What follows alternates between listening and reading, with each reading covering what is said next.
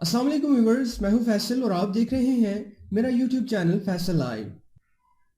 यहूदियत दुनिया के कदीम तरीन मज़ाहिब में से एक है, लेकिन इसके बावजूद दुनिया में यहूदियों की तादाद क्यों कम है। इसी वीडियो में हम जान सकेंगे यहूदियों की ऐसी चालसाजियां जिनके बारे में आम इंसान सोच भी नहीं सकता। यहूदियत दुनिया के कदीम तरीन मज़ाहिब में से एक है। इतना पुराना मजहब होने के बावजूद दुनिया भर में यहूदियों की तादाद दूसरे मज़ाहिब के मुकाबले में निहायत ही कम है। जहां दुनिया में ईसाइयत के मानने वालों की तादाद 2.5 अरब, मुसलमानों की तकरीबन 2 अरब और हिंदुओं की तादाद भी 1 अरब से ज्यादा है, जबकि दुनिया के जदीद तरीन मजहब सिखिज्म की पैरोकार भी तकरीबन 3 करोड़ हैं।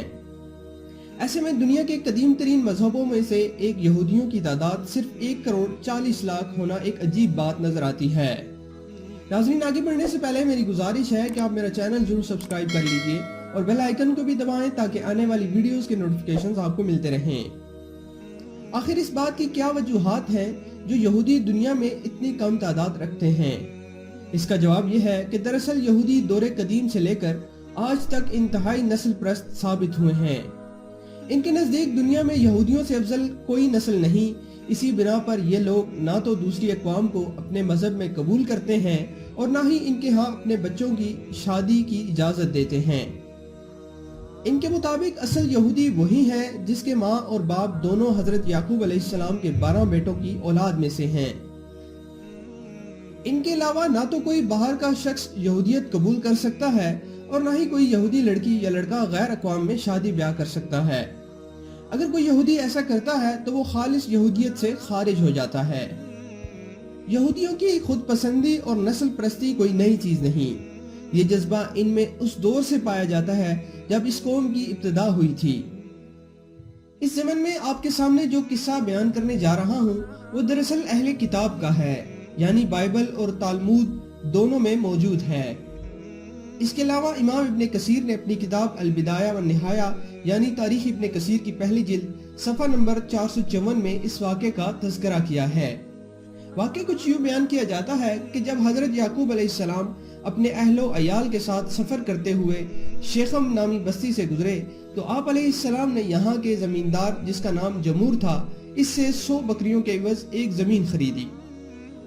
यहाँ याकूब अलैहिस्सलाम ने अपना घर बनाया और 15 महीनों तक अमन व अमान में रहे।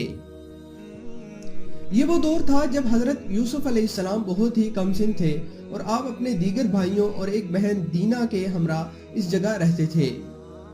कुछ अरसे बाद इस बस्ती यानी शेखम के बाशिंदों ने एक बड़ी ज़ियाफत का एहतमाम किया। इस खुशी के मौका पर यहाँ के रहने वालों ने हजरत याकूब अलैहिस्सलाम और इनके अहले खाना को भी इस ज़ियाफत में शिरकत की दावत दी। इसी दावत के मौका पर इस बस्ती के शहजादे शिकम बिन जमूर और इसके घर वालों को हजरत याकूब अलैहिस्सलाम की बेटी दीना की सीधी सादी शख्सियत बहुत पसंद आई। इस दावत के बाद बस्ती का हुक्मरान जमूर हजरत याकूब अलैहिस्सलाम के पास हाजिर हुआ। इसने हजरत याकूब अलैहिस्सलाम से इल्तिजा की कि आप अपनी बेटी की शादी मेरे बेटे से कर दें। हमारे इस वसी मुल्क में सुकून से रहें और इसमें तिजारत करें। इसके अलावा इन्होंने ये भी कहा कि आप जितना जहेज तलब करेंगे हम खुशी से देंगे। हजरत याकूब अलैहिस्सलाम के 2 बेटे शमून और लावी इस बात पर बहुत सीख पा हुए कि इस गैर कौम की हिम्मत कैसे हुई कि ये हमारी आला नस्ल औरतों से शादी के बारे में सोचें। इन्होंने नहायत चालाकी से इस बस्ती के फरमारवा जमूर से अपने दादा हजरत इसहाक अलैहिस्सलाम से मशवरा करने और सोचने के लिए कुछ मोहलत तलब की। जब इस बस्ती का हुक्मरान जमूर और शहजादा शिकम दोबारा इनका फैसला सुनने के लिए आए तो लावी और शमून ने इनके सामने यही शर्त रखी कि हमारे लिए अपनी एक बहन की शादी एक ऐसे आदमी के साथ करना एक शर्मनाक बात होगी जिसकी खतना ना हुई हो। तो इस शादी के लिए शर्त यह है कि आप और आपका तमाम कबीला खतना करवाए। ये एक बहुत बड़ी शर्त थी, लेकिन शेखम नामी इस बस्ती के तमाम मर्द अपने शहजादे और बादशाह की खुशी की खातिर खतना करवाने पर रजामंद हो गए। खतना करवाना दरअसल बनी इसराइल की तरफ से कोई शर्त न थी बल्कि एक चाल थी।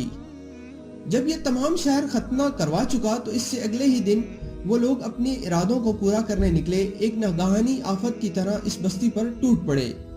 इस बस्ती के तमाम मर्द खतने के बायस दर्द में मुब्तला थे।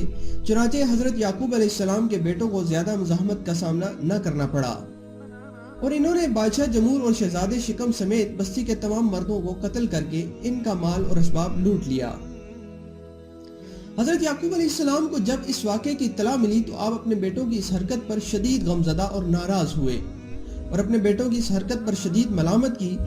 اس واقعے پر حضرت یعقوب علیہ السلام کی ناراضگی اس حد تک تھی کہ بائبل کے مطابق جب آپ نے اپنی آخری وصیت کی تب بھی اپنے بیٹوں شمون اور لاوی کو بے گناہ انسانوں کے قتل عام پر معاف نہ کیا تھا۔